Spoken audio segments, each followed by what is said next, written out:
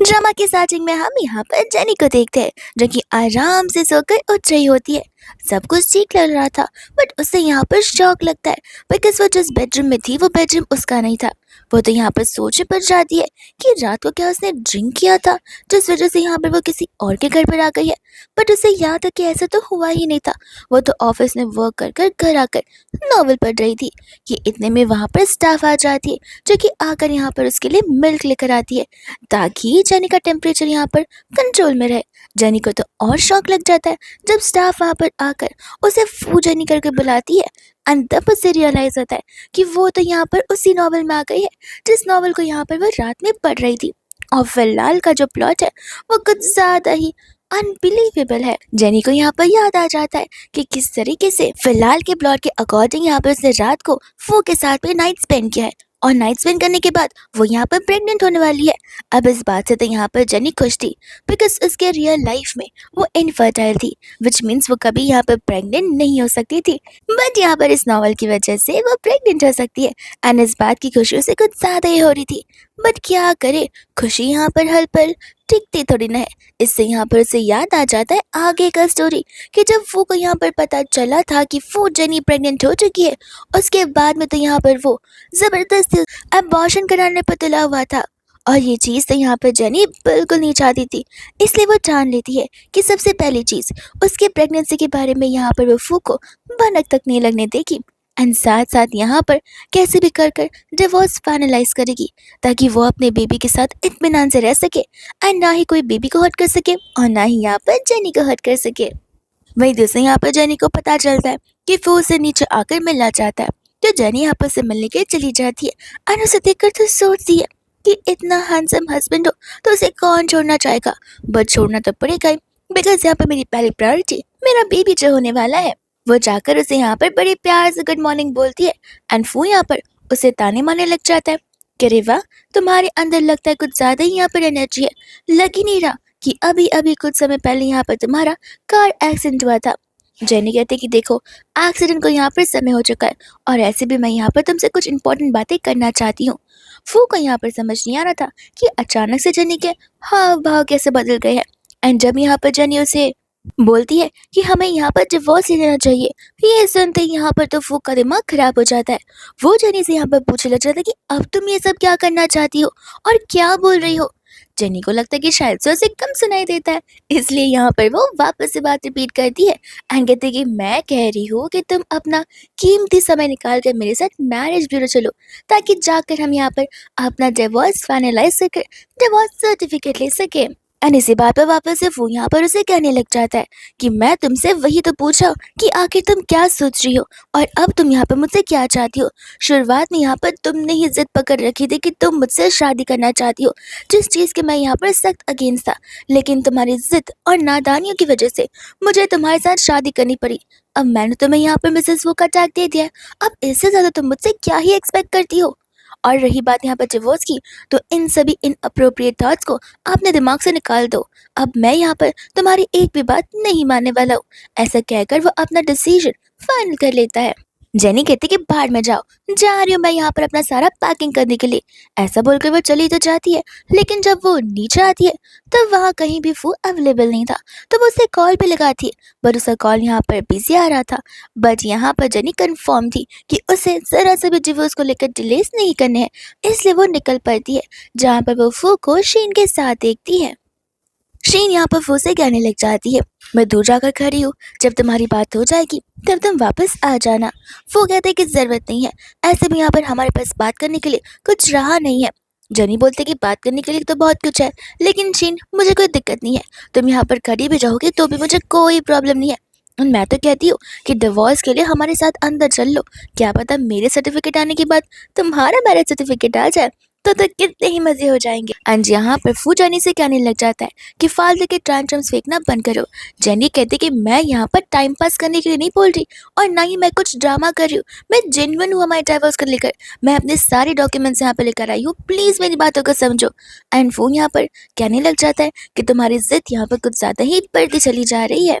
अब इसके बाद जब वो लोग बाहर की ओर आ रहे होते हैं तब यहाँ पर जेनी उससे बहुत रिक्वेस्ट करती है कि प्लीज़ तुम्हारे तो कितने सारे कनेक्शंस हैं, हम इस डिवोर्स को यहाँ पर एक दिन का भी तो बना सकते हैं, 30 दिन रुकने की क्या ही ज़रूरत है।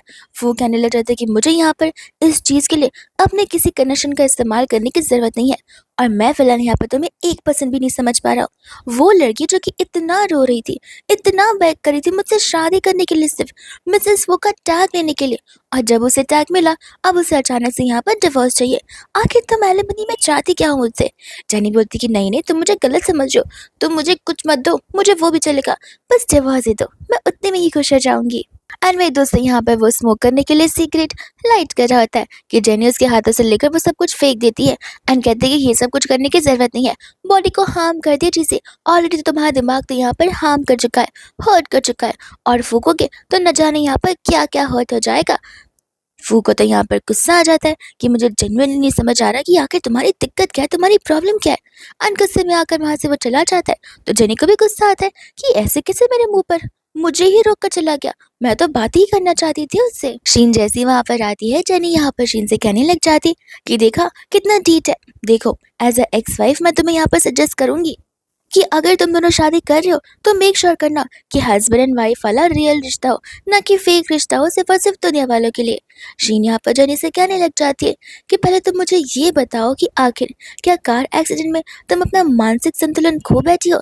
जनी कहती है कि नहीं नहीं, वो तो छोटा सा एक्सीडेंट था, उसने मेरा क्या ही हो जाएगा, पर तुम फिक्र मत करो, मैं यहाँ पर कम्प्लीटली फाइन हूँ, तुम चाहो तो मैं तुम्हें घर भी ड्रॉप कर सकती हूँ। शीन कहती है कि ये औरत पागल हो चुकी है, ऐसा बोलकर वहां से वो चली जाती है। वही दूसरा बाद में यहाँ पर जेनी को उसकी बेस्टी का कॉल आ जाता है। मैंने उसे कहती कि देखो आई प्रॉमिस कि मैं अब यहाँ पर फू के बारे में कोई बुराई नहीं करूंगी, एंड मैं तुम दोनों के बीच में भी बिल्कुल नहीं आऊंगी, एंड तुम्हें कोई भी चीज़ सजेस्ट नहीं करूंगी, पर प्लीज़ मुझे माफ़ कर दो, मुझसे मिल लो, मैं अपनी फ्रेंडशिप को यहाँ पर खराब नहीं करना चाहती। जेनी को यहाँ पर समझ आ जाता है कि ये तो नॉवल वाली बेस्टी मिनी है जिससे मिलने के लिए वो चली जाती है। एंड जब यहाँ पर मिनी को पता चलता है कि वो अपने हस्बैंड को डिवोर्स दे रही है, ये सुनकर तो यहाँ पे मिनी शॉक्ड रह जाती है। मिनी कहते कि देखो तुम मुझे यहाँ पर झूठ तो नहीं बोल रही, या फिर तुम मेरे साथ यहाँ पर मजाक तो नहीं कर रही हो। जेरी बोलते कि मैं आखिर मजाक या झूठ क्यों ही करूंगी या बोलूंगी। एंड इतने में यहाँ पर मिनी उसके हाथों से वाटरमेलन छीन लेती है। वो कहते कि प्लीज ठूसना बंद करो और मुझे बताओ कि आखिर दिक्कत कहाँ पर आन पड़ी। जेनी कहते कि नहीं, अब मैं समझ चुकी हूँ कि मैं यहाँ पर सिंगल ही बेटर हूँ, उसके साथ रहकर फिर रिश्ते में मैं क्या ही कर सकती हूँ। ऐसे भी तुम देखो तुम कितनी लकी हो, तुम्हारे तो मॉम डैड भी कितने सपोर्टिव है। मिनी उसे कहते कि फिक्र मत करो, तुम बस यहाँ पर डिवोर्स सर्टिफिकेट तो ले लो, फिर देखना मैं तुम्हें यहाँ पर कितने हैंडसम हैंडसम मैन से इंट्रोड्यूस करवाती हूँ। एंड रही बात मेरे घर वालों की, तो वो जो मेरे पेरेंट्स है वो तुम्हारे भी तो पेरेंट्स की तरह है, वो तुम्हें भी तो अपनी बेटी मानते।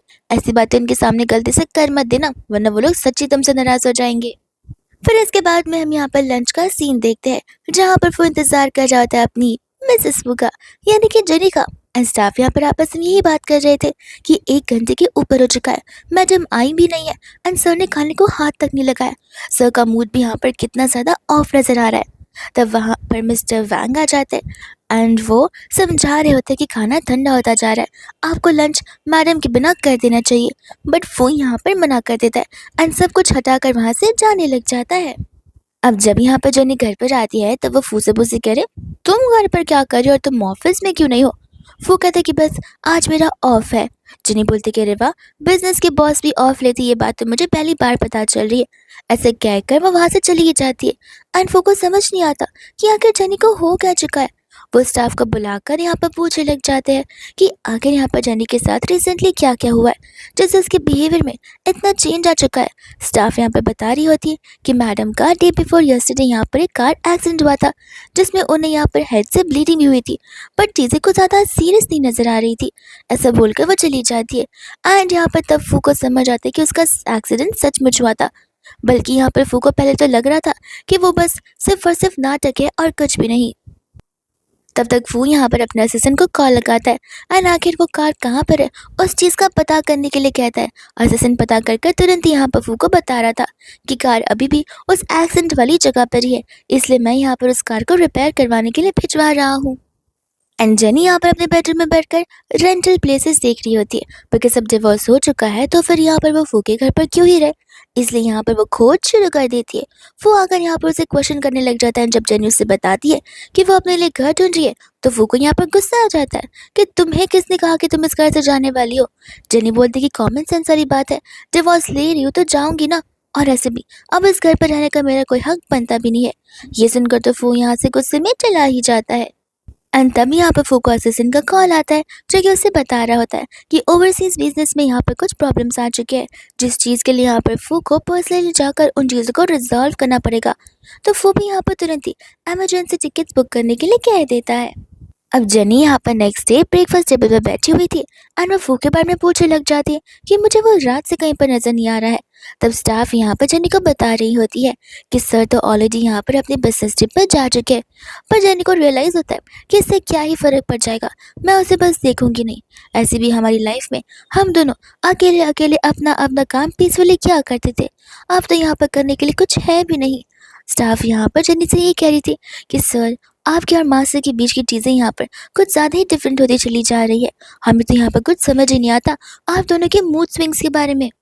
वही दूसरी यहाँ पर जेनी उस सवाल का कोई जवाब नहीं देती एंड वो अपने वार्डरोब में जाती है जहाँ पर उसे अपने कपड़े दिखाई देते हैं एंड वो सारी वो चीज़ें होती है जो कि यहाँ पर फू ने जेनी को उसके बर्थडे के टाइम पे गिफ्ट की हुई थी। अब हमें यहाँ पर जेनी के थ्रू पता चलता है कि जेनी और फू दोनों एक दूसरे को यहाँ पर बचपन से जानते आ रहे हैं। भले ही फू यहाँ पर चीज़ों को लेकर ओपन अप नहीं हुआ है लेकिन वो जेनी का बर्थडे कभी नहीं बोलता एंड हमेशा उसे प्रीशियस प्रीशियस डिफरेंट गिफ्ट दिया करता है।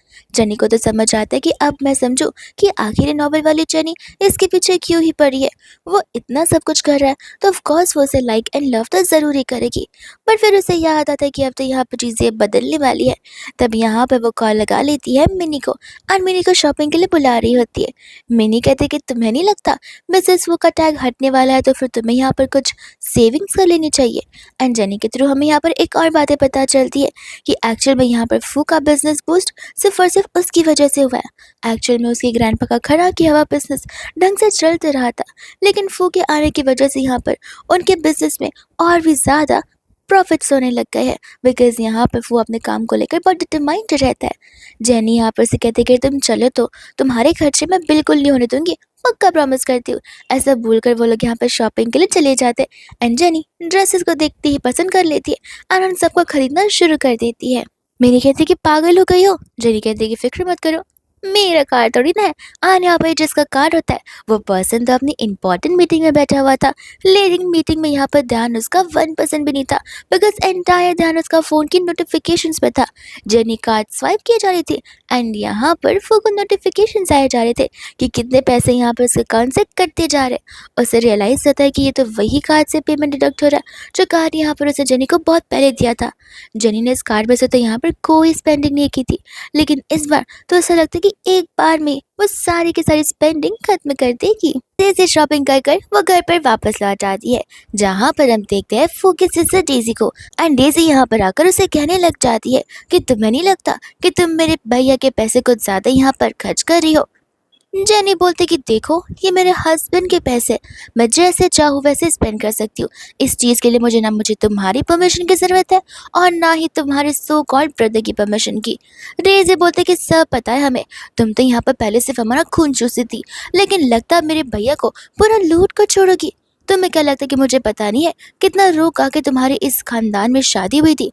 तुम्हें तो यहाँ पर खुश रहना चाहिए कि एटलीस्ट तुम्हें यहाँ पर मिसेस फू का स्टेटस तो मिला हुआ है। जेनी यहाँ पर कहने लग जाती है कि तुम्हें नहीं लगता उम्र के अकॉर्डिंग तुम कुछ ज़्यादा ही ज़बान चलाती हो। अगर तुम्हें याद ना हो तो फिर मैंने यहाँ पर अपने घर पर गिव अप कर कर इस घर पर आई थी ग्रैंडमा का ध्यान रखने के लिए और ग्रैंडमा ने मुझसे प्रॉमिस किया था कि फू की शादी यहाँ पर मुझसे होकर रहेगी। ये सब कुछ ऑलरेडी यहाँ पर डिसाइडेड था, ना कि सिर्फ मेरे रोने धोने की वजह से हुआ है। और तुम भाई बहन जो मिलकर रोने धोने की बात कर रहे हो वो बचपन की बात है, छोटी सी थी मैं। अगर मुझे पता होता कि ये फू आगे जाकर ऐसा निकलेगा तो शादी के लिए मैं रोई तो बिल्कुल नहीं होती। डीजी कहते कि तुम्हारे परिवार वाले कितने ज़्यादा शेमलेस है, जिस बिकॉज उन्होंने यहाँ पर हमारी ग्रैंडमा की और मेरी माँ की जान बचाई है, इसके बदले में वो लोग यहाँ पर तुम्हारी शादी इस घर में कराना चाहते थे। मुझे तो पहले से ही पता था कि तुम्हारी एंटायर फैमिली गोल्ड डिगर्स वाली है। जेनी कहते कि अच्छा मैं तुम्हें बताऊँ कि मुझे और क्या क्या नहीं आता फिजिकल फाइट के नाम पर। ये सुनते यहाँ पर डेज़ी डर जाती है एंड बोलती कि देखो मैं तुम्हें अभी बता रही हूँ, अगर तुमने मुझे कुछ भी किया तो फिर मैं यहाँ पर जाकर मेरे भैया से कंप्लेन कर दूंगी और फिर वो देखना तुम्हें कैसे पनिश करेंगे। जेनी यहाँ पर हंसने लग जाती है, कहती कि जाओ हाँ जाओ, तुम्हें भी देख लूंगी और तुम्हारे उस भैया को भी देख लूंगी। हाँ, डर के मारे वहां से डेज़ी को भागना ही पड़ता है। अब जैसे यहाँ पर जेनी सोचती कि बस अब शांति से यहाँ पर मेरा सारा का सारा वार्डरोब फिक्स हो जाएगा। एंड वो चली जाती है अपने क्लोजेट में, जहाँ पर उसे जितनी भी शॉपिंग की थी वो सब कुछ वहाँ पर अच्छे से अब रख दिया होता है। जेनी तो यहाँ पर बहुत खुश हो जाती है और सेटिस्फाइड भी, तो वो फोटोज लेना शुरू कर देती है। तब तक स्टाफ आकर वहाँ पर बता रही थी कि सर का कॉल है, वो आपसे बात करना चाहते हैं। पर जेनी का ध्यान तो यहाँ पर फोटोज खींचने में होता है। स्टाफ कहते कि मैम, सर ने हमसे कहा कि अगर आप बात नहीं करेंगी तो आपकी क्लोजेट की सभी चीज़ें हम वापस से स्टोर रूम में रिटर्न कर आ जाएंगे। ये सुनते यहाँ पर जेनी तुरंत ही पलटती है एंड बोलती है कि ऐसे कैसे रिटर्न कर देंगे। एंड यहाँ पर उसे फिर बाद में फू से बात करना ही पड़ता है। फू यहाँ पर जेनी से बोलने लग जाता है कि आखिर तुमने यहाँ पर डीसी को बुली क्यों किया। जेनी बोलती कि मैंने उसे बुली नहीं किया, हमारे बीच यहाँ पर छोटी सी आर्ग्यूमेंट हो चुकी थी, उससे ज़्यादा कुछ भी नहीं। फू से कहते कि अच्छा तो तुमने किस चीज़ की शॉपिंग्स की है। तब यहाँ पर जेनी बड़े ही सैड होकर बता रही होती है कि देखो मेरा कोई इरादा नहीं था इतना सारा शॉपिंग करने का, लेकिन मैं यहाँ पर अपने क्लॉसेट में आई, मुझे रियलाइज़ हुआ कि मेरे पास सिर्फ और सिर्फ थोड़ी बहुत ही चीज़ें हैं, थोड़े बहुत कपड़े हैं, एक दो बैग्स हैं, एक दो चप्पलें हैं और ज्वेलरी सब बिल्कुल भी नहीं है।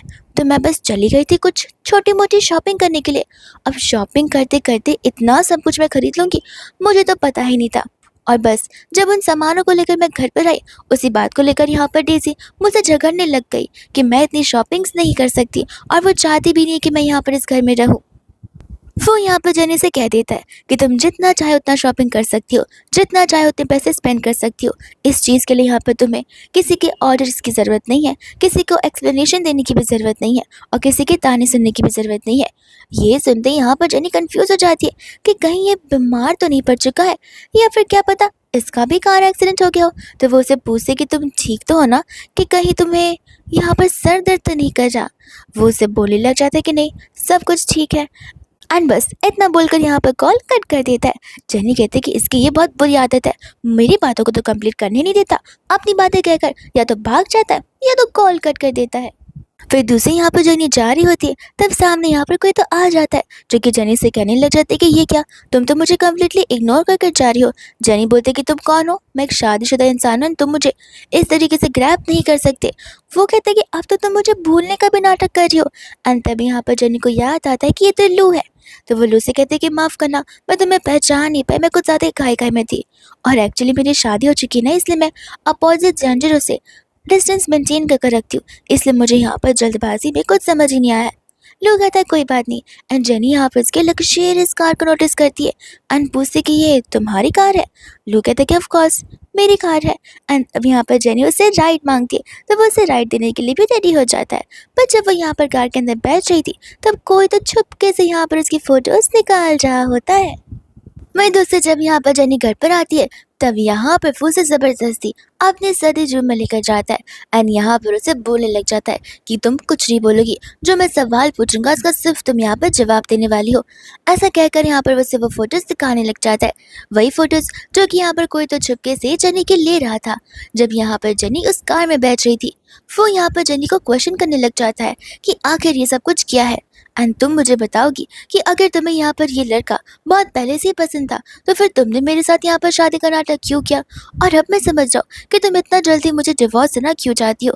देखो मैं समझता हूँ कि तुम्हें ये लुक पसंद होगा, लेकिन फिलहाल यहाँ पर हमारा स्टेटस अभी भी मैरिटल वाला है और इन समय में मैं बिल्कुल नहीं चाहता कि कोई भी आकर यहाँ पर मुझे क्वेश्चन करे या तुम्हें क्वेश्चन करे, जिससे मेरी रेपुटेशन पर यहाँ पर दाग उठ सकते हैं।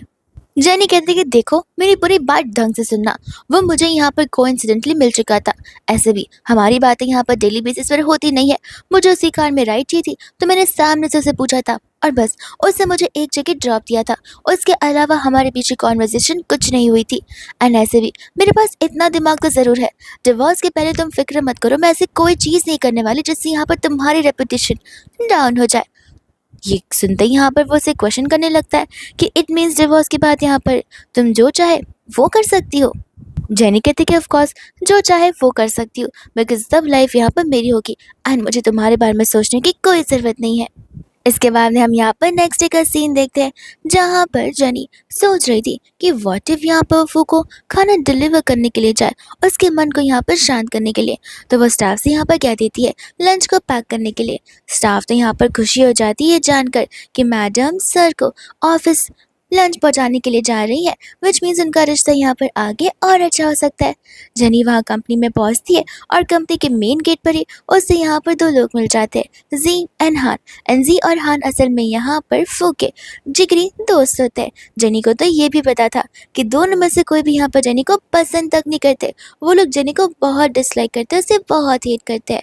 वो लोग जेनी से ही पूछ रहे थे कि तुम कंपनी में क्या कर रही हो। जेनी यहाँ पर उन्हें बताने लग जाती है कि मैं फू के लिए लंच लेकर आई हूँ। जी एंड हान यहाँ पर जेनी से कहने लग जाते हैं कि तुम्हें क्यों लगता है कि वो तुम्हारे हाथ का खाना खाएगा भी? तुम्हें नहीं लगता कि हम से किसी को पता नहीं कि व्हाट इफ यहाँ पर तुमने इस खाने में कुछ मिला कर रखा हो एंड इसके बदले में यहाँ पर फू की जिंदगी दांव पर लग जाए? जेनी कहते कि देखो, मेरे थॉट्स यहाँ पर तुम्हारे जैसे कनिंग थॉट्स नहीं है, इसलिए ना मैं ऐसा सोच सकती हूँ तो मैं कर भी नहीं सकती। वो लोग यहाँ पर कहते कि जो भी हो, कंपनी में तो तुम आने से रही। ऐसा बोलकर वो लोग चले जाते और जब जेनी अंदर जा रही होती है तब वहाँ का सिक्योरिटी गार्ड उसे रोक देता है।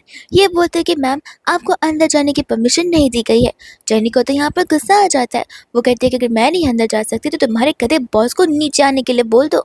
एंड तब तक वहाँ पर शीन आ जाती है जो जेनी से कहती है कि अरे वाह, आज ही यहाँ पर फू अब्रॉड से वापस लौटा है एंड आज ही तुम यहाँ पर आ गई उसके लिए लंच लेकर। खैर, तुम तो उसकी सेवा करती रह जाओगी, बट ये तो देखो, जब वो अब्रॉड में था तब उसने मेरे लिए वहां से क्या गिफ्ट लाया है। ये ऑमस का लिमिटेड एडिशन वाला बैग है। क्यों, बहुत ज़्यादा प्रिटी लग रहा है ना? एंड तुम्हें ये भी लग रहा होगा कि शायद से ये कलेक्शन तुम्हारे पास भी होना चाहिए जेनी। जेनी बोलती कि दिख तो बहुत अच्छा रहा है और मुझे ये नहीं पता था शीन कि तुम यहाँ पर इतनी ओपन माइंडेड रहोगी कि तुम मुझे ये गिफ्ट करने के लिए रेडी हो। ऐसा बोलकर वो बैग लेकर वहाँ से चली जाती है एंड शीन यहाँ पर उसे रोक भी नहीं पाती एंड वो तो सीधा यहाँ पर घर पर आ जाती है। स्टाफ कहते कि माफ़ करना सर, तो यहाँ पर घर पर आ चुके हैं। जेनी बोलते कि कोई बात नहीं, मुझे फ़र्क नहीं पड़ता।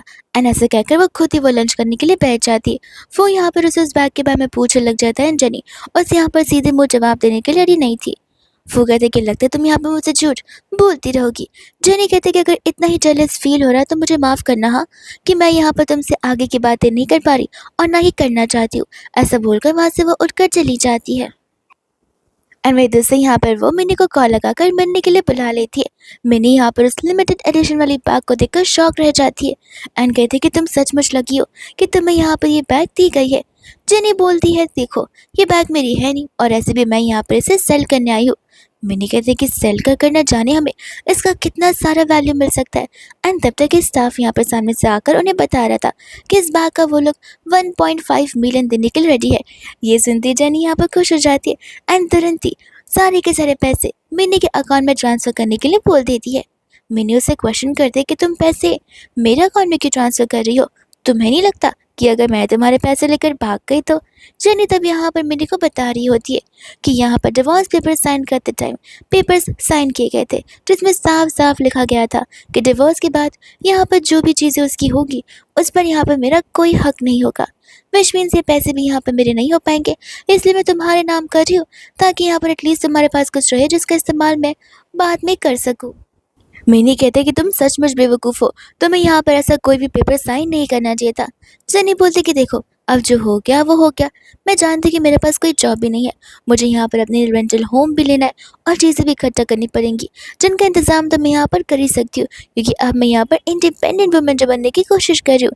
एंड इतने में इंडिपेंडेंट वुमेन्स के दिमाग में शॉपिंग का ख्यालात आ जाता है तो निकल पड़ते वो लोग अपने माइंड को फ्रेश करने के लिए शॉपिंग करने के लिए। वही दूसरे यहाँ पर नेक्स्ट डे जेनी फू को बस यही समझा रही होती है कि तुम्हें समय से यहाँ पर कल पहुँच जाना है। फू से कहने लग जाता है कि कहाँ पर पहुँच जाना है? जेनी बोलती कह रहे ऐसा क्यों एक्ट कर रहे हो कि जैसे तुम्हें कुछ याद ही ना हो। मैं कह रही हूँ कि कल तुम्हें मैरिज ब्यूरो आना है। तुम्हें पता नहीं कि अब यहाँ पर हमारा कूलिंग पीरियड खत्म होना है, हमें हमारे डिवोर्स सर्टिफिकेट्स मिल जाएंगे। तुम्हें तो यहाँ पर खुश होना चाहिए कि अब तुम यहाँ पर शीन के साथ अपनी मर्जी से शादी कर सकते हो। ये सुनकर फू का गुस्सा तो और बढ़ जाता है। वो जेनी से कहते हैं कि आखिर तुम कब सुधरोगी और मुझे ये सभी चीज़ें बोलना कब बंद करोगी? जेनी कहते कोई बात नहीं, अब मैं ही तुम्हारी ज़िंदगी से जा रही हूँ तो ये चीज़ें भी चली जाएंगी। तुम इतना हाइपर क्यों हो रहे हो? बस कल समय से यहाँ पर पहुँच जाना। ऐसा कहकर यहाँ पर कल का दिन आ ही जाता है जहाँ पर जेनी ब्यूरो ओपन होने के पहले ही वहाँ पर आकर खड़ी हो जाती है। और बस यही होप कर रही थी कि समय से यहाँ पर फू भी आ जाए और उसे टंगा कर ना रख दे। वही दूसरे बाद में यहाँ पर कुछ समय बाद वो भी वहाँ पर आ जाता है, ब्यूरो भी ऊपर हो जाता है। एंड यहाँ पर फू जेनी को एक बार फिर से कह रहा था कि अगर आज हम अंदर नहीं जाएंगे तो डिवोर्स इनकम्प्लीट रहेगा, हमें वापस से फाइल करना होगा और हमारा मैरिज वैसा का वैसा रहेगा। तुम चाहो तो इस मैरिज को बचा सकती हो। जेनी कहती है कि ये सारे थॉट्स तुम्हारे दिमाग में आती क्यों है, मुझे कोई थॉट्स नहीं बदलना और प्लीज़ मेरे साथ अंदर चलो। जिसके बाद वो लोग अंदर जाते एंड स्टाफ यहाँ पर घर पर कॉल कर कर भी ये सारी बातें बता देता है, पर फिर भी घर वालों को कुछ फ़र्क नहीं पड़ता। वो लोग कहने लग जाते हैं कि वो दोनों बड़े हैं एंड मैच्योर इनफ है अपने खुद के डिसीजंस लेने के लिए, एंड कॉल कट कर देते हैं। फाइनली यहाँ पर डिवोर्स सर्टिफिकेट्स आ जाते हैं।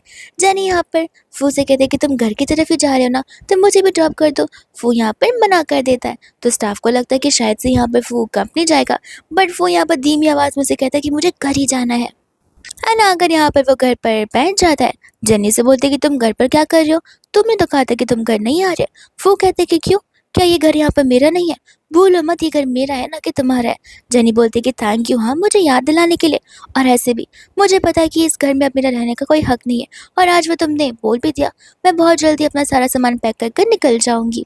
एंड बाद में यहाँ पर वो मिनी को कॉल लगा कर कह देती है कि मैं अपनी सारी पैकिंग खत्म कर चुकी हूँ, तुम प्लीज़ आकर मुझे यहाँ पर पिक कर लो एंड ड्रॉप ऑफ कर दो। मिनी कहते कि ड्रॉप तो तुम यहाँ पर सीधा मेरे घर पर होने वाली हो। एंड ये बात यहाँ पर उसे कुछ खास समझ नहीं आती।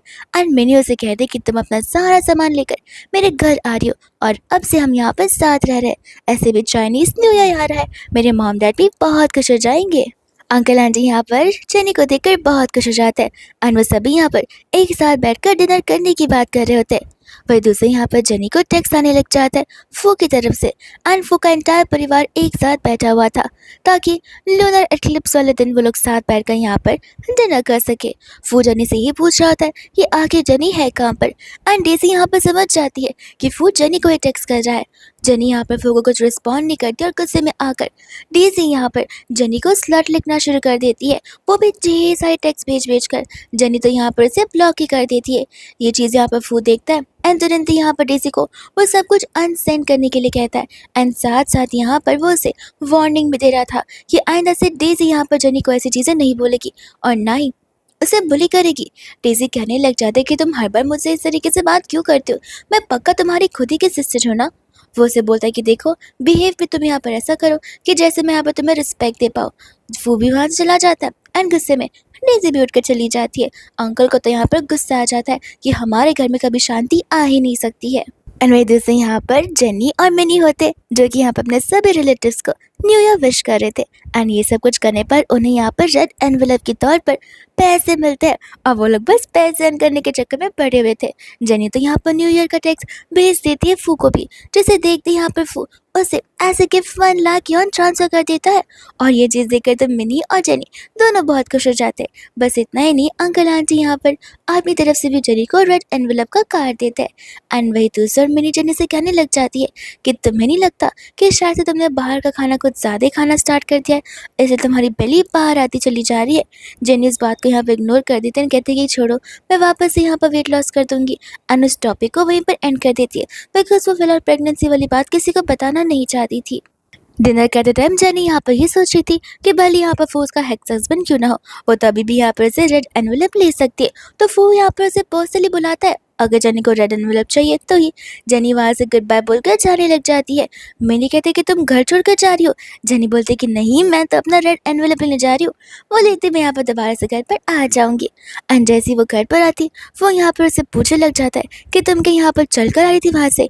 जेनी बोलते कि देखो चल कर आती तो भी एक हफ्ते में नहीं पहुँच पाती, या क्या पता भगवान के पास चली जाती, ऐसे भी मुझे डिफरेंट बसेस चेंज करने पड़े यहाँ तक आने के लिए। फू कहते कि अच्छा तो तुम मेरे सामने अब यहाँ पर पुअर बनने का नाटक करी हो। जेनी कहते कि इसमें नाटक करने वाली कौन सी बात है, मैं एक्चुअल में शुरुआत से ही पुअर रही हूँ, तो नाटक तो दूर की बात है, मैं ऐसी ही हूँ।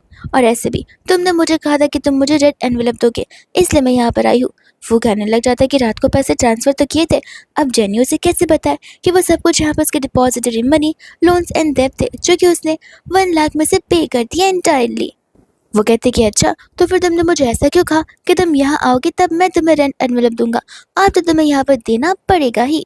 एंड बाद में यहाँ पर उसे कहते कि अच्छा तो तुम फ्री का रेड एनवेलप चाहती हो, तुम्हें नहीं लगता कि पहले लोग मिलकर यहाँ पर खाना खाते हैं, उसके बाद में लोगों को रेड एनवेलप मिलते हैं? तो जेनी यहाँ पर चली जाती है कुकिंग करने के लिए, और ये बात तो फू को यहाँ पर पहले पता ही नहीं थी कि जेनी को यहाँ पर खाना बनाना भी आता है।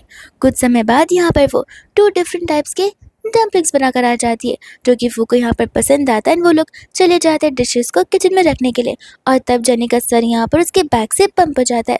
जेनी बोलते कि तुम्हारा क्या लोहे का बैग है, मेरे सर पर कितने जोर से लग गया। तो फिर यहाँ पर फू उसका ख्याल रखने लग जाता है, पर जेनी उसे अपने आप से दूर कर देती है, बिकॉज फिलहाल इतनी closeness ex husband and wife के बीच ठीक नहीं होगी। एंड तब तक फू यहाँ पर उसे रेड एनवेलप के नाम पर पैसे ट्रांसफर भी कर देता है। जेनी बड़े प्यार से यहाँ पर उसे थैंक यू बोलती है एंड कहती है कि सचमुच मिस्टर फू, आप तो बहुत रिच एंड बहुत जेनरस पर्सन है, जिसे मुझे यहाँ पर रेड एनवेलप दिया है। वो कहता है कि सब पता है मुझे, तुम सिर्फ और सिर्फ यहाँ पर मीठी बोल बोलती हो, बट अंदर ही अंदर तुम मुझे यहाँ पर ढेर सारी गाली दे रही रहोगी। जेनी बोलते कि क्यों दूंगी, तुम बुरा काम करोगे तो दूंगी ना, अभी तुमने इतना अच्छा काम किया है तो फिर मैं यहाँ पर इस पर तुम्हें क्या ही बुरा बोल सकती हूँ। वही दूसरा यहाँ पर घर जाने का समय आ जाता है, तो वो से कहता है कि मैं तुम्हें ड्रॉप कर दूंगा। जेनी तुरंत ही मना कर देती है, बिकॉज उसे पता है अगर यहाँ पर वो उसे ड्रॉप करने के लिए जाएगा तो फिर उसे पता चल जाएगा कि जेनी कहाँ पर रह रही है। धीरे धीरे जेनी का बेली बम्प आने लगा है और वो प्रेग्नेंट हो जाएगी, और जब ये बात वो को पता चलेगी तो वो उसे अबॉर्शन के लिए बोल देगा। इसलिए यहाँ पर जेनी नहीं चाहती कि उसे यहाँ पर उसके जगह का पता चले, तो वो उसे कहते कि नहीं मैं खुद से चली जाऊंगी। वो उसे कहता है कि कार रख लो अपने पास, तुम उससे चली जाओ। जेनी वो भी मना कर देती है। वो कहता है कि क्यों, क्या तुम्हें अभी भी उस एक्सीडेंट का ट्रॉमा है? जेनी को तो ट्रॉमा है नहीं, बट ये रीज़न अच्छा होता है देने के लिए, इसलिए वो उसकी हाँ में हाँ मिला देती है। वो उसे कुछ तो कहना चाहता था, पर जेनी उसे बोलने का मौका देती नहीं एंड बोलती कि बहुत देरी हो रही है, अब मुझे यहाँ से चलना चाहिए। अब यहाँ पर जेनी चली तो जाती है, बट वो अपना यहाँ पर कोट भूल जाती है एंड फू को भी पता होता है कि बाहर की ठंड कुछ ज़्यादा ही बढ़ती चली जा रही है, तो वो तुरंत यहाँ से निकल पड़ता है जेनी को यहाँ पर उसका कोट देने के लिए। अब कोट पहनाकर वो उसको वहीं पर छोड़ता नहीं, वो उसे ज़बरदस्ती कार में बैठाता है एंड कहता है कि मैं तुम्हें ड्रॉप कर रहा हूँ और इस चीज़ की मैं परमिशन नहीं मांगा, तुम्हें बता रहा हूँ। जेनी से वो यहाँ पर एड्रेस पूछता है और वो रेसिडेंशियल एरिया का एड्रेस देती है, ताकि वो 5 मिनट दूर रुक कर वॉक कर फिर बाद में घर जा सके। इससे यहाँ पर फू को उसके घर का अंदाज़ा भी नहीं आएगा। वो यहाँ पर उसे क्वेश्चन करने लग जाते कि तुमने वहाँ घर रेंट किया है? जेनी कहती कि हाँ। तो फू उसे यहाँ पर मना कर देता है एंड बोलता है कि तुम्हें यहाँ पर शेन मेंशन में शिफ्ट हो जाना चाहिए। अगर तुम वहाँ पर रहोगी तो वहाँ पर सारी चीज़ें अवेलेबल है, तुम्हें कोई चीज़ें ना खरीदने की ज़रूरत है और ना किसी को कोई भी रेंट पे करने की ज़रूरत है। जेनी यहाँ पर मना कर देती है, बिकॉज उसे पता होता है कि भले वो उस घर में कितना भी क्यों न रहना चाहे, पर अपनी प्रेगनेंसी को वो फिर कभी हाइड नहीं कर पाएगी। वो उसे कहते हैं कि ये कैसा ना रहा, तुम शुरुआत से क्या कोई घर नहीं चाहती थी? मैं जानता हूँ कि तुम्हें अपना खुद का घर चाहिए और वो फिलहाल मैं तुम्हें दे रहा हूँ, पर तुम मुझे ना बोल रही हो। जेनी कहते कि देखो, अगर ये सब कुछ तो मुझे डिवोर्स के पहले बोलते तो मैं एक बार के लिए हाँ भी बोल देती, बट अब मुझे यहाँ पर तुमसे कुछ भी नहीं चाहिए। वो उससे कहता है कि ठीक है, हाइपर होने की ज़रूरत नहीं है एंड बाद में वो उसे यहाँ पर ड्रॉप कर देता है। जब जेनी यहाँ पर कार से उतरती है तब यहाँ पर किम उसे और पैसे ट्रांसफ़र कर देता है, जो कि यहाँ पर 1 मिलियन होते हैं।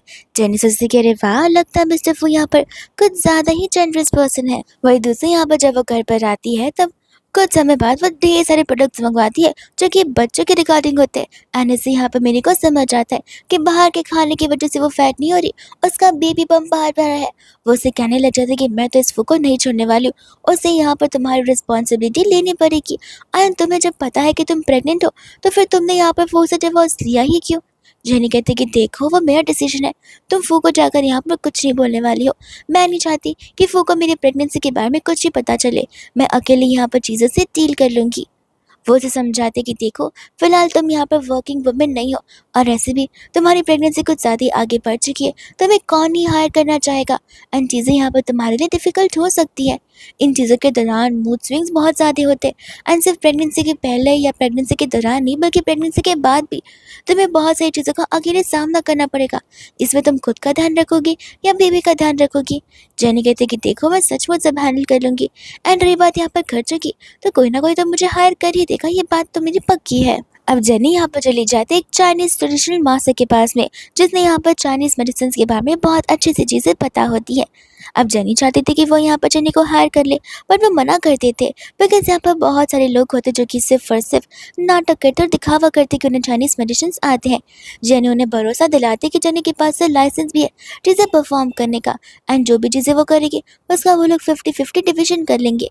ये सुनकर का मास्टर यहाँ पर रेडी हो जाते, पर याद से जेनी को यहाँ पर अपना लाइसेंस लाने के लिए कहते। अब जेनी को ये सभी चीज़ें यहाँ पर उसके घर वालों ने ही सिखाई होती है, एंड होपफुली आज ये चीज़ यहाँ पर उसके काम आने वाली है पैसे अर्न करने के लिए। अब वही दूसरा यहाँ पर वो को गुस्सा आ रहा था कि उस दिन के बाद से तो यहाँ पर जेनी ने उसे कांटेक्ट किया ही नहीं है, वो तो कम्प्लीटली यहाँ पर गायब हो चुकी है, इसलिए वो उसे कॉल कर कर रात को डिनर के लिए घर पर बुला रहा होता है। जेनी कहते कि देखो अब तो मेरे डियरेस्ट हस्बैंड नहीं बल्कि एक्स हस्बैंड बन चुके हो, इसलिए मैं यहाँ पर नहीं आने वाली हूँ। फू कहता है कि तुम अगर नहीं आओगी तो मैं तुम्हारे घर आ जाऊंगा तुम्हें पिक करने के लिए। जेनी बोलती कि बिल्कुल नहीं, ये इनकन्वीनियंट है। फू कहता है कि क्यों, तुम क्या अपने बॉयफ्रेंड के साथ रहती हो जो कि यहाँ पर वो नाराज हो जाएगा। जेनी कहते हैं कि हाँ, मैं मेरे बॉयफ्रेंड के साथ रहती हूँ, एंड अगर वो तुम्हें देखेगा तो वो अपसेट हो जाएगा, एंड मैं अपने बॉयफ्रेंड का दिल नहीं दुखाना चाहती। फू कहते हैं कि ये तुम क्या बोल रहे हो, हमारे डिवोर्स को अब तक यहाँ पर 1 महीने भी कंप्लीट नहीं हुए, एंड तुमने इतना जल्दी यहाँ पर बॉयफ्रेंड भी बना लिया। आखिर वो कौन है, क्या करता है, उसके परिवार वाले कैसे, वो कितना कमाता है, तुम्हें ढंग से ट्रीट करता है नहीं, ये सब कुछ तुम्हें पता भी है या फिर नहीं। जेनी बोलते कि देखो थोड़ी सी सांस लो और मुझे भी सांस लेने दो, मेरी लाइफ है मैं देख लूंगी, तुम्हें क्या प्रॉब्लम है। वो उसे कहते हैं कि देखो भले हमारा डिवोर्स क्यों ना हुआ हो, लेकिन अभी भी हम यहाँ पर एक परिवार के जैसे, इसलिए तुम्हें मुझे अपना एग्जैक्ट लोकेशन बताना ही होगा। जेनी बोलते कि बिल्कुल नहीं बताऊंगी, और तुम्हारी प्रॉब्लम क्या है एक्स हस्बैंड, तुम्हें यहाँ पर समझ नहीं आता, जब मैं तुम्हारे साथ थी तब तो तुमने मुझे वैल्यू नहीं किया, और जो तुम कह रहे हो ना बार बार कि मैंने रो रो कर शादी की है, वही चीज़ प्रूफ है कि मुझे रो रो कर तुम्हारे साथ दिन बिताने पड़ रहे। अब जब मैं यहाँ पर मेरे बॉयफ्रेंड के साथ खुश हूँ, मेरे पास सब कुछ है, मैं बस फ्रीडम वाली सांस लेना चाहती हूँ, तब तुम यहाँ पर आकर मेरी सांसें रोकना चाहते हो और मुझे भगवान के पास भेजना चाहते हो। थोड़ी सी भी चिंता है ना तो प्लीज़ मुझे यहाँ पर मेरे हवाले छोड़ दो, बिकॉज मैं यहाँ पर तुमसे कोई इंटरेक्शन नहीं करना चाहती। ऐसा बोलकर वो कॉल तुरंत ही कट कर देती है, एंड ये सब कुछ सुनकर यहाँ पर फू कंफ्यूज हो जाता है और सेल्फ रियलाइजेशन में घुस जाता है कि क्या आखिर वो यहाँ पर जेनी के साथ इतना बुरा था। वही दूसरे यहाँ पर जेनी घर पर होती है, जहाँ पर उसका स्टमक पेन बहुत ज़्यादा ही बढ़ जाता है, अनबेरेबल बन जाता है। वो मिनी को कॉल तो लगाती है बट मिनी फ़ोन पिक नहीं कर रही थी, तो वो यहाँ पर अंकल आंटी को कॉल लगा लेती है, जो कि तुरंत ही वहाँ पर आकर उसे ले जाने लग जाते हैं। अब जाते जाते उन्हें यहाँ पर लू दिख जाता है, एंड लू उनकी मदद करने लग जाता है, तो वो उसी के कार में बैठकर जा रही होती है। मिनी को जब रियलाइज़ होता है कि जेनी के इतने सारे कॉल आ चुके, तो वो भाग भाग कर उसका कॉल पिक करने के लिए जाती है, बट तब तक उसकी टकरार यहाँ पर जी से हो जाती है, एंड तब हमें यहाँ पर पता चलता है कि ऑलरेडी 9 मंथ्स हो चुके हैं, एंड जेनी यहाँ पर बेबी को बर्थ देने वाली है। तो तुरंत ही यहाँ पर वो जी को बोल देते कि फू को ये सभी बातें इन्फॉर्म करने के लिए। जी भी शॉक्ड हो जाता है कि ये बात उनमें से किसी को पता नहीं थी, एंड जब फू को पता चलती तब वो भी हैरान हो जाता है, एंड सभी के सभी यहाँ पर हॉस्पिटल में होते। अंकल आंटी को फू के बारे में पता ही नहीं था, और मिनी कहते कि गधा है वो, और उसके बारे में ना पूछे तो ज़्यादा बेहतर होगा। तब नर्स यहाँ पर आती है, किसी एक अंदर बुलाती है ताकि वो एक पर्सन यहाँ पर अंदर आकर जेनी को सपोर्ट कर सके, एंड अंदर यहाँ पर फू जाता है जेनी को सपोर्ट करने के लिए। जेनी को रियलाइज़ होता है कि तो वही पर्सन है जिसे वो अपने प्रेगनेंसी के बारे में नहीं बताना चाहती थी, और वही उसे बेबी बर्थ में यहाँ पर मदद कर रहा है। एंड फाइनली यहाँ पर वो एक बेबी को जन्म दे देती है, जिसके बाद तो यहाँ पर वो बेहोश होने का नाटक करती है। वो वहाँ से चला जाता है, एंड तब जेनी यहाँ पर अपनी आँखें खोलती है। उस बेचारी को तो यहाँ पर बहुत भूख लगी हुई थी, एंड वो वहाँ से जाता नहीं है, बल्कि यहाँ पर वो जेनी के लिए खाना लेकर वापस आता है, वो भी प्रॉपर होम मेड फूड। यहाँ पर मैंने बोलती कि तुम आराम से खा लो, मैं दोबारा से वापस आती हूँ। वो कहते हैं कि ज़रूरत नहीं है, मैंने already care taker and Naini को हायर कर लिया है, जेनी का ध्यान और साथ साथ बच्चे का ध्यान हम यहाँ पर साथ में रख लेंगे। मिनी को तो कुछ समझ ही नहीं आता कि आखिर वो बोले क्या, एंड वो यहाँ पर जेनी को कुछ बोलने से भी मना कर रहा था। वो उसे सिर्फ यहाँ पर खाने पर फोकस करने के लिए कह रहा था ताकि जेनी यहाँ पर रिकवर कर सके। एंड नेक्स्ट सीन में हम यहाँ पर जी और हान को देखते हैं, जहाँ पर जी एंड हान को जेनी के प्रेगनेंसी एंड चाइल्ड बर्थ के बारे में पता चलता है। हान तो यहाँ पर कंफ्यूज हो जाता है कि अगर जेनी ने उसे डिवोर्स दे दिया था तो वो प्रेग्नेंट कब से हुई थी, क्या यहाँ पर वो हमारे दोस्त पर चीट करते आई थी, या फिर ये सब कुछ उनके डिवोर्स के तुरंत बाद हुआ था।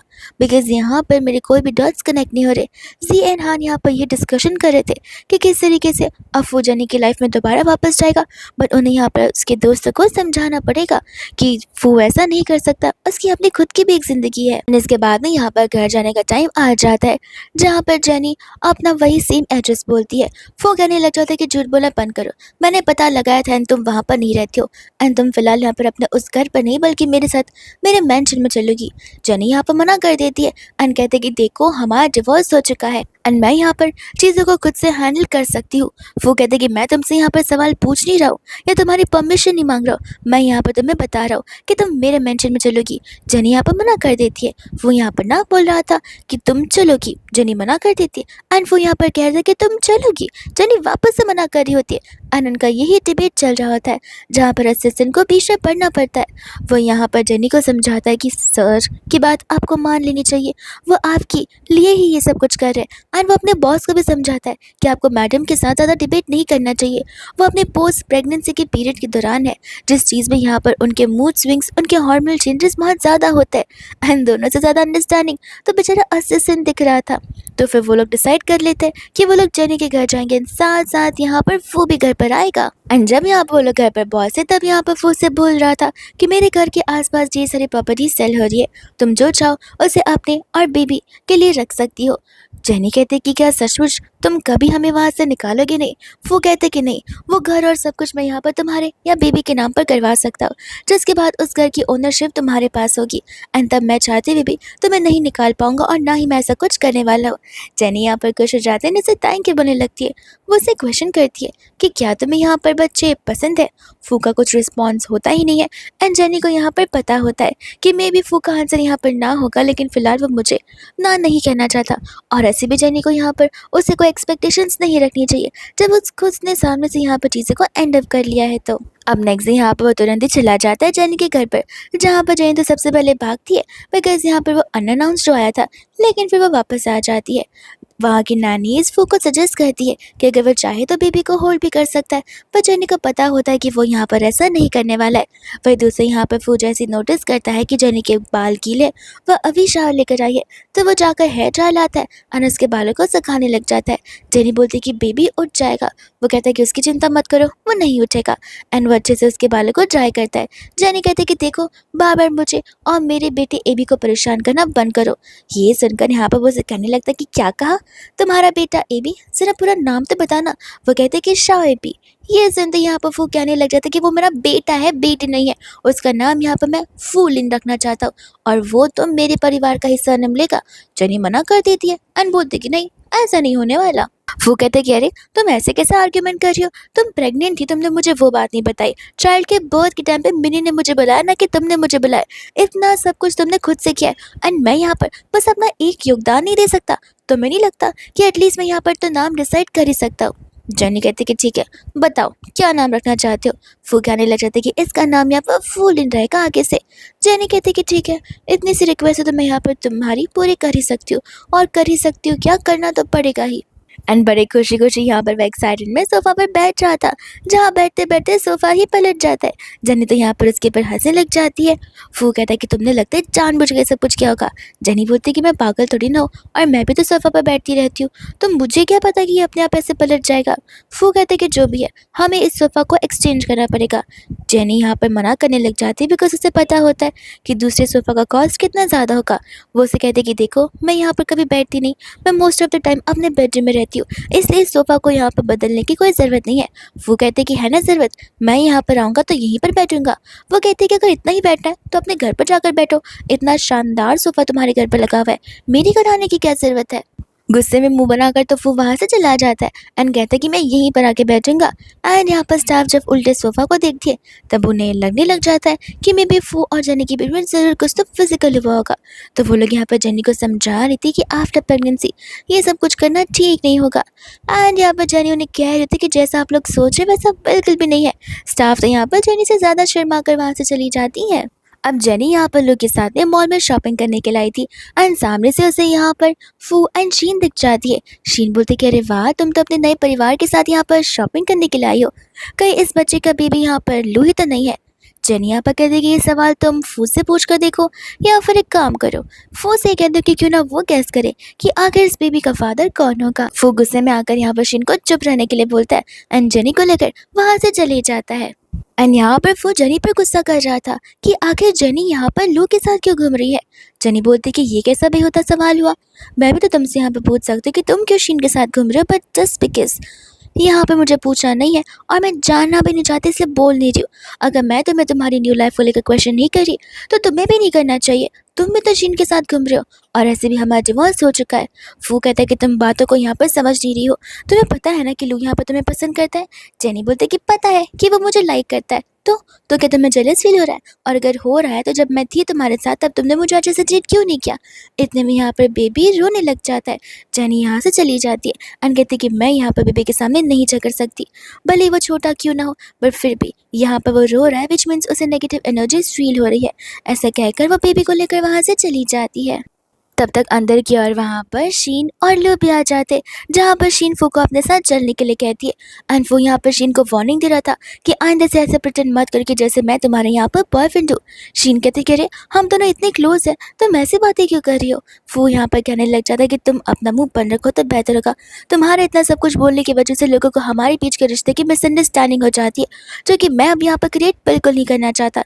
इसलिए बेहतर होगा अगर तुम मुझसे डिस्टेंस मेंटेन कर कर रखोगी तो। तब तक वहाँ पर जेनी भी आ जाती है एंड गुस्से में आकर जब शीन जाती है तब वो फू से कहती है कि जाओ जाकर उसे मनाओ वरना वो गुस्से में आ जाएगी। बट वो नहीं जाना चाहता था, वो तो जेनी को लेकर जाना चाहता था, पर जेनी यहाँ पर उसे मना कर देती है। लू यहाँ पर फू के साथ झगड़ने लग जाता है कि आखिर तुम किस टाइप के मैन हो जो कि एक वुमेन के ऊपर यहाँ पर अपनी मर्दानगी दिखा रहे हो। अगर हिम्मत है तो मुझसे फाइट करो और जेनी को छोड़ दो, तुम उसके साथ यहाँ पर ज़बरदस्ती नहीं कर सकते। वही तो सर यहाँ पर वो उसे ज़बरदस्ती लेकर चला जाता है एंड लू से कहते हैं कि देखो तुम बीच में ना पड़ो तो ज़्यादा बेहतर होगा। ऐसे भी मैं समझ सकता कि वो मेरी एक्स वाइफ है, लेकिन अभी भी यहाँ पर जेनी पर मेरा पूरा हक है, बिकॉज मैं यहाँ पर उसकी केयर करता हूँ और उसके लिए कुछ भी कर सकता हूँ। ऐसा बोलकर वो जेनी को लेकर वहाँ से जाने लग जाता है। जेनी उसे कहती है कि तुम्हारी प्रॉब्लम क्या है, मैंने तुमसे कहा ना कि मुझे तुम्हारे साथ कहीं नहीं चलना। वो कहता है कि देखो अगर तुम्हें लग रहा है कि मैं तुम्हें ऐसे छोड़ सकता हूँ तो बिल्कुल भी नहीं, मैं यहाँ पर तुम्हारा ख्याल तब तक रखूँगा जब तक मैं यहाँ पर नहीं देख लेता कि मुझसे ज़्यादा कोई अच्छा तुम्हारी ज़िंदगी में आकर तुम्हारा ख्याल रख रहा है तो। जेनी यहाँ पर अपना मुंह ही बंद कर लेती है, बिकॉज अब वो इस बात से क्या ही बोल सकती है। जेनी जब यहाँ पर घर पहुँचती है तब यहाँ पर उसके एक्स इन लॉज उसका इंतजार कर रहे होते एंड अंकल आंटी यहाँ पर इस बात से गुस्सा थे कि जेनी यहाँ पर फू परिवार के बच्चे के साथ में प्रेग्नेंट थी, लेकिन फिर भी यहाँ पर सब पता होने के बावजूद भी उसने कोई भी बात घर पर नहीं बताई, ना ही फू को बताई एंड साथ साथ यहाँ पर डिवोर्स भी ले लिया। जेनी अपना बात यहाँ पर अपने एक्स इन लॉज के सामने क्लियर आउट कर देती है कि बच्चे को रखने का हक यहाँ पर उसका है, वो सारा डिसीजन यहाँ पर उसका है। वो समझ सकती है कि यहाँ पर वो फू को बता सकती थी, लेकिन जब उनका डिवोर्स हो गया तो फिर फू को उसे ज़रूरी बताना नहीं समझा। अंकल आंटी यहाँ पर जेनी को इसी बात पर चिल्ला रहे होते कि लगता है यहाँ पर तुम हमारे बेटे की ज़िंदगी में सिर्फ और सिर्फ उसके पैसे के लाई थी ताकि तुम यहाँ पर उसे लूट सको। अंकल भी यहाँ पर जेनी पर चिल्ला रहे होते कि हमारे परिवार वालों ने यहाँ पर तुम्हें कितने अच्छे से ट्रीट किया है एंड तुम यहाँ पर हमें इस तरीके से ट्रीट कर रही हो, ये तुम हमें यहाँ पर रिजल्ट दे रही हो तुम्हें अच्छे से ट्रीट करने के लिए। जेनी बोलती कि देखिए अब मैंने अपने पॉइंट्स आप लोगों से कह दिए है, मैंने यहाँ पर ना कोई झूठ बोला ना कोई बात छुपाई है और ना ही मैं यहाँ पर आपको इससे ज़्यादा कुछ एक्सप्लेनेशन दे सकती हूँ, because I don't think so कि अब आप लोग डिजर्व करते हैं। आपका बोलकर हो जाए तब आप लोग यहाँ से जा सकते। गुस्से में आकर अंकल आंटी और डेज़ी तीनों वहाँ से चले जाते हैं। वही दूसरा यहाँ पर फू को रियलाइज़ होता है कि जेनी बहुत समय से यहाँ पर से कंटिन्यूसली इग्नोर किए जा रही है, तो वो चला ही जाता है यहाँ पर से मिलकर बातें चीज़ों को कंफर्म करने के लिए। जेनी यहाँ पर से बात करने के रेडी बिल्कुल नहीं थी एंड यहाँ पर वो उसे फाइनली बता ही देती है कि उसके घर वाले यहाँ पर उसे ढूंढते पे आए थे, उन्होंने यहाँ पर उसे ये सभी बातें कही थी। वो कहते कि देखो उन्होंने जो कुछ भी कहा है उन सभी चीज़ों के लिए मैं यहाँ पर तुमसे माफ़ी मांगता हूँ, तुम उनकी बातों को इग्नोर करो और आगे बढ़ जाओ। तुम ऐसा प्रिटेंड करो कि जैसे तुमने कभी उनकी बातें सुनी ही ना हो, बिकॉज वो सब कुछ वर्थ बिल्कुल नहीं है। जेनी कहती कैसे कैसे इग्नोर कर दूँ, अगर तुम्हें लगता है कि मैंने यहाँ पर सच में तुम्हारे पैसे का इस्तेमाल किया तो मैं तुम्हें बताना चाहती हूँ वो घर एंड वो सभी चीज़ें मैंने यहाँ पर अपनी चीज़ों को सेल कर कर खरीदी है ताकि मैं यहाँ पर अपनी डेली नेसेसिटीज़ को पूरी कर सकूँ। एंड रही बात वहाँ पर उस घर की जो तुम मुझे देने वाले हो वो देने की ज़रूरत नहीं है। एंड रही बात तुम्हारे जो पैसों की जो मैंने इस्तेमाल किए वो भी मैं धीरे धीरे कर कर तुम्हें यहाँ पर वापस लौटा दूँगी। एंड इन सभी चीज़ों के बाद में यहाँ पर वो एक मीटिंग में ठा लेता है। वो सभी से यहाँ पर क्लियरली कह देता है कि किसी को भी यहाँ पर जेनी के घर पर जाने की या उससे मिलने की ज़रूरत नहीं है, एंड स्पेशली उसे उल्टा सीधा बोलने की तो बिल्कुल भी नहीं। वो जो कुछ भी डिसीजन था वो उसे अपनी मर्जी से लिया था, एंड उसकी लाइफ का हक, उसकी लाइफ के डिसीजंस का हक भी उसी के ऊपर है। इसलिए आप लोग यहाँ पर कुछ ना बोले तो ज़्यादा बेहतर होगा। अंकल आंटी एंड डीजे को यहाँ पर गुस्सा आ जाता है कि सब कुछ होने के बावजूद भी यहाँ पर तुम उसका साइड इतना क्यों ले जा रहे हो। वो यहाँ पर क्लियरली कह देता है कि मैंने जो बोल दिया वो बोल दिया, आप लोग उसे डिस्टर्ब ना करें तो बेहतर होगा, वरना मुझे यहाँ पर फिर बीच में आना पड़ेगा। ऐसे कहकर वो उठकर चला जाता है एंड डेज़ी यहाँ पर अपनी मॉम डैड के कान भरना शुरू कर देती है कि मुझे तो लगता है कि मेरे भैया को ज़रूर वो यहाँ पर इन्फ्लुएंस कर रही होगी।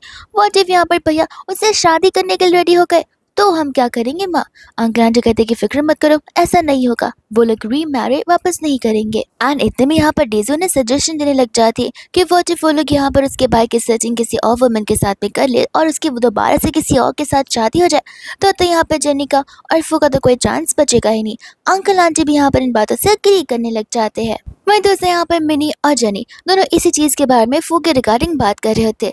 जेनी यहाँ पर मिनी से ये कह रही थी कि देखो मैं जानती कि मैं यहाँ पर प्रेग्नेंट थी और ये बात मैंने यहाँ पर फू से इसलिए छुपाई बिकॉज आई थिंक उसको बच्चे पसंद नहीं है, एंड अगर मैंने उसे बताया होता कि मैं प्रेग्नेंट हूँ तो उसने फॉर श्योर मेरा अबॉर्शन करवा दिया होता। इन्हीं रीजंस की वजह से मैं कभी यहाँ पर उसे सच नहीं बता पाई। मिनी कहते कि लेकिन व्हाट इफ तुम जो भी कुछ सोचे हो वो सब कुछ सिर्फ और सिर्फ तुम्हारे दिमाग में है, लेकिन एक्चुअल में वो बच्चों को पसंद करता एंड वो तुम्हें यहाँ पर एक्सेप्ट करने के लिए रेडी है। तो मुझे खुद ही बताओ कि वो कौन सा हस्बैंड होगा जो कि डिवोर्स के बाद में यहाँ पर अपनी वाइफ को फिर भी सपोर्ट करना चाहेगा। बहुत कम लोग ऐसे होते हैं जेनी। मैं जानती हूँ कि मैं यहाँ पर फू की कितनी बुराई करती थी बिकॉज वो तुम्हें ढंग से ट्रीट नहीं करता था, तुम इमेंसली उसके साथ प्यार में पागल थी, लेकिन वो कभी नजर नहीं आता था।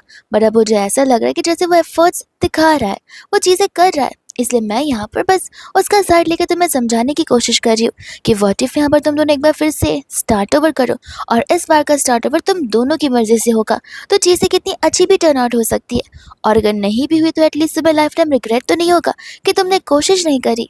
वही दूसरे बाद में यहाँ पर जेनी को पता चलता है फू की एंगेजमेंट के बारे में, जहाँ पर घर वाले जबरदस्ती उसकी एंगेजमेंट करवा रहे होते हैं एंड फू इस बात को लेकर यहाँ पर उन्हें ना नहीं बोल सकता। जेनी और फू कोइंसिडेंटली यहाँ पर एक दूसरे से मिल जाते हैं। जेनी तो यहाँ पर से डांट मारना शुरू कर देती है। फू कहता है कि मैं समझ सकता हूँ मेरी बर्बादी पर तुम्हें कितनी खुशी महसूस हो रही होगी ना, पर तुम्हें ये नहीं लगता कि तुम्हें यहाँ पर एक बार मेरे बारे में तो सोचना चाहिए। मैं अगर सैड हूँ तो फिर तुम्हें मुझे कंसोल करना चाहिए। जेनी बोलते कि ठीक है बताओ कि तुम्हें कंसोल करने के लिए मैं क्या कर सकती हूँ, एंड यहाँ पर वो उसे आइसक्रीम कहता है तो जेनी यहाँ पर उसके लिए आइसक्रीम लेकर आ जाती है। वही दूसरी यहाँ पर जेनी घर पर आकर मिनी को सारी बातें बताती है। मिनी कहते कोई बात नहीं, वो मूव ऑन कर रहा है, तुम्हें भी मूव ऑन करना चाहिए। जेनी बोलती कि कुछ समय पहले तुम तो मुझे यहाँ पर ज्ञान दे रही थी कि चीज़ें वर्कआउट करनी चाहिए, एंड तुम मुझे अब यहाँ पर इस चीज़ का ज्ञान दे रहे हो कि मुझे मूव ऑन कर लेना चाहिए। पूरे 2 दिन भी कंप्लीट नहीं हुए हैं, मैं मूव ऑन कैसे कर लूंगी। वो उसे कहती कि चिंता मत करो, मैं तुम्हें ब्लाइंड डेट के लिए सेट करूंगी। एंड यहाँ पर वो उसके साथ ही उसके ब्लाइंड डेट पर जाती है, पर इसके पीछे भी यहाँ पर मिनी का ही प्लान होता है, जहाँ पर वो कॉल कर फू को जेनी की ब्लाइंड डेट के बारे में सब कुछ बता देती है और फू तुरंत ही भागता हुआ वहाँ पर आ जाता है जेनी के पास में। एंड साथ ही साथ जेनी उससे पूछने लग जाती है कि तुम यहाँ पर क्या कर रहे हो। फू कहते कि मैं तो यहाँ पर बस लंच करने के लिए आया था। वो कहते कि ठीक है बाजू वाले टेबल पर जाकर बैठ सकते हो। वो कहते कि नहीं अब सब हम यहाँ पर एक दूसरे को जानती है तो क्यों ना साथ में बैठकर खाना खाया जाए। एंड तब यहाँ पर उसके ब्लाइंड डेट को पता चलता है कि वो तो जेनी का एक्स हस्बैंड है, जेनी के पास एक बेटा भी है, जिस वजह से यहाँ पर वो जेनी को एक्सेप्ट नहीं कर सकता, क्योंकि जब ऑलरेडी यहाँ पर उसका एक्स हस्बैंड उसके साथ में तो फिर मतलब ही नहीं बनता कुछ भी। वह दूसरे हैं और बाद में वो लोग वहाँ से डिनर करने के बाद साथ में घर की ओर जाने लग जाते हैं, जहाँ पर वो भी जेनी के घर पर आकर बैठ जाता है एंड कहता है कि अब से मैं यहीं पर रहूंगा। जेनी कहती कि नहीं। यहाँ पर वो असिस्टेंट को कॉल कर अपना सारा सामान भी मंगवा देता है। जेनी कहते कि देखते सामान कैसे अंदर आता है, एंड सामान के साथ साथ यहाँ पर वो तो इसे अपना ही घर समझना शुरू कर देता है, जाकर आराम से बात ले रहा होता है। एंड यहाँ पर वो फिर उसे जानबूझकर टॉवल मंगाने लग जाता है। जानी बोलते कि मैं कोई टॉवल नहीं लाने वाली हूँ, तुम्हें नहाने जाने से पहले सोचना चाहिए था, मैं तो तुम्हारी चाल बहुत अच्छे से जानती हूँ, टॉवल के बहाने तुम यहाँ पर कुछ और शुरू कर दोगे तो। वो कहते कि मत दो, मैं ऐसे ही बाहर आ जाऊँगा।